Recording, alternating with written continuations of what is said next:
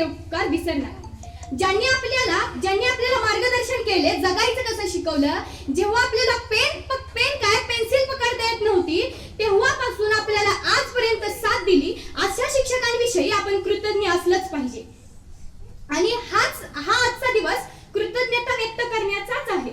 South आफ्रिकेची एक university आहे, तिच्या एका पत्रकावर एक छान असं वाक्य लिहिलेलं आहे.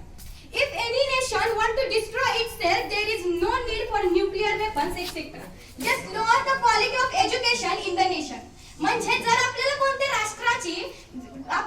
राष्ट्र संपवायचं असेल तर त्यासाठी कोणत्या न्यूक्लिअरची किंवा मिसाईलची गरज नाही. फक्त त्या राष्ट्रातील जी शैक्षणिक गुणवत्ता आहे ती कमी करा.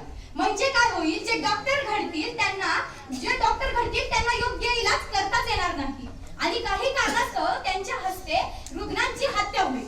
जे जजेस घडतील त्यांना तर न्याय देताच येणार नाही. म्हणून तर म्हणतात collapse education is collapse of nation. आणि असा प्रश्न निर्माण होतो की शिक्षक म्हणजे काय. अंधारात हरवलेल्या नौकेला दिशा दाखवणारा दीपस्तंभ म्हणजे शिक्षक. अहो, शेताला नव्हे तर विद्यार्थ्यांच्या आयुष्याला हिरवंगार ठेवणारा म्हणजे शिक्षक. अशा ज्ञानदानाचं पवित्र कार्य करणाऱ्या सर्व शिक्षकांना वंदन करून मी माझ्या भाषणास सुरुवात करते. आई जन्म देते, वडील आधार देतात, पण शिक्षक ज्ञान देतात आणि जीवनाला आकार देतात. आज आपण मोबाईल, संगणक, इंटरनेटच्या युगात जगतोय. गुगल आपल्याला प्रत्येक प्रश्नाचं उत्तर देत आहे, पण विचार करायला लावतोयच का हो? नाही, मुळीच नाही. आपल्याला विचार करायला लावतोय ते म्हणजे आपला शिक्षक. आपल्याला संस्कारांचा वसा देत आहे ते म्हणजे आपले शिक्षक. आणि फक्त तंत्रज्ञानच नव्हे तर आत्मज्ञानाची जाणीव करून देत आहे ते म्हणजे शिक्षक. अहो, असं म्हणतात की भारत एक महान राष्ट्र आहे, कारण या राष्ट्राला महान शिक्षकांचा वसा लाभला आहे.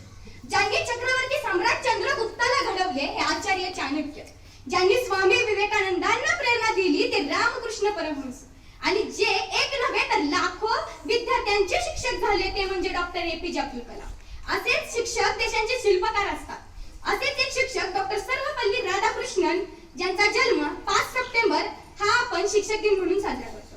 मित्रांनो, शिक्षक म्हणजे ते शिल्पकार असतात जे आपल्या जीवनाच्या दगडाला छिन्नी आणि हातोड्याच्या साहाय्याने व्यवस्थित करतात.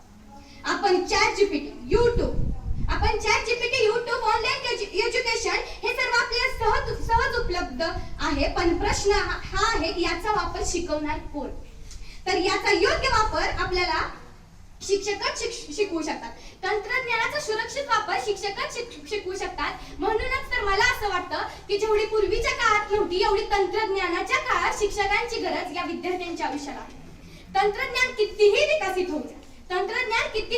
होऊ द्या तरी विद्यार्थ्याच्या मनाला विकसित करण्यासाठी हाडाच्या शिक्षकांचीच गरज आहे.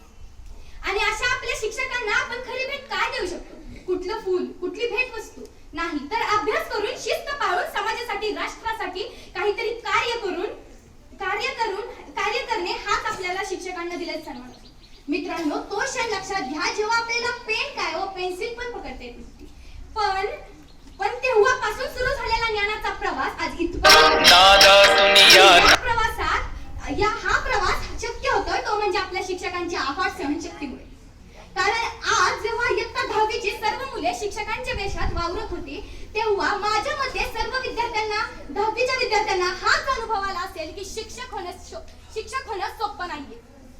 म्हणजे खाली बसून बोलणं खूप सोपं असतं, पण जेव्हा पुढे जाऊन शिकवायचं असतं तेव्हा कळतं की नक्की शिक्षक म्हणजे काय असतं. आणि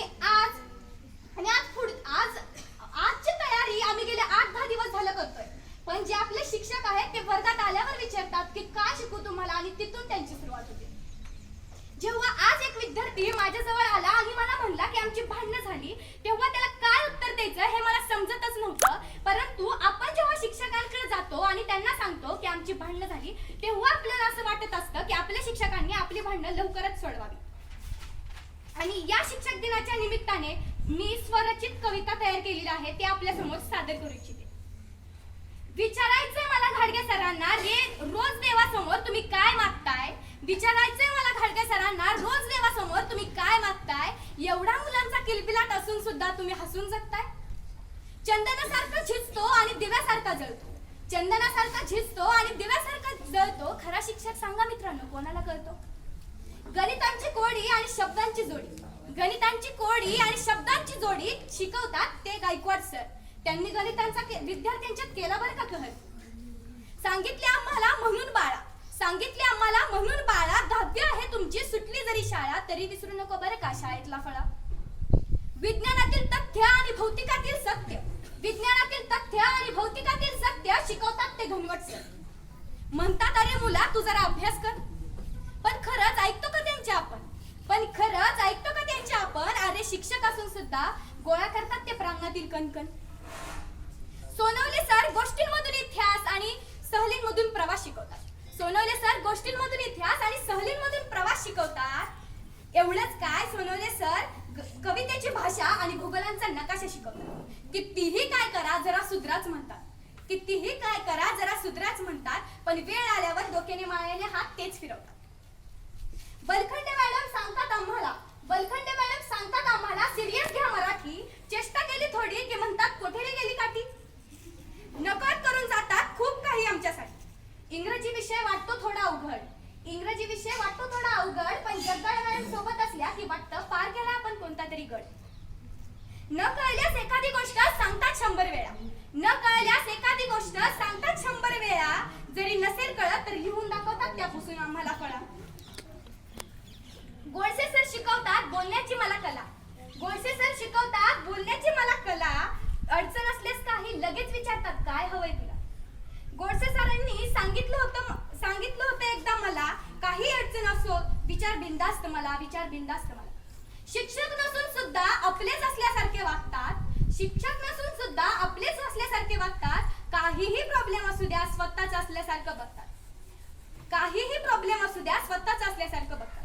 शाळा सुद्धा सांगतात आम्हाला विसरून जा फळा, शिकून घ्या अगोदर जगायचं कसं बाळा, जगायचं कसं बाळा. पाककलेत उत्कृष्ट आहेत आमच्या मावशी, इतर कार्यक्रमातही आहेत तितक्याच हौशी. काही नाही राहिलं कोणी झाले आता सगळे, नाही राहिलं कोणी झाले आता सगळे. बघा साळुंके सर म्हणतायत मलाच केले वेगळे. सर तुम्हाला वेगळं करू तरी कसं, सर तुम्हाला वेगळं करू तरी कसं, तुम्हीच तर शिकवलंय मला जगायचं कसं. कोण बुरा कोण भला तुमची शिकवण हाय, कोण बुरा कोण भला तुमची शिकवण हाय. तुमच्या विना शाळेला शिस्तच उरते काय. शिकवताय तुम्ही आम्हाला कोण बुरा कोण भला, शिकवताय तुम्ही आम्हाला कोण बुरा कोण भला, आणि सांगितली तुम्हीच मला जगण्याची कला, जगण्याची कला. कवेत घ्यायला शिकवताय मला आकाश, कवेत घ्यायला शिकवताय मला आकाश. क्षितिजापर्यंत पोहोचतोय सर तुमच्या आदर्शांचा प्रकाश. एवढं बोलून मी माझे भाषण संपवते. जय हिंद जय महाराष्ट्र.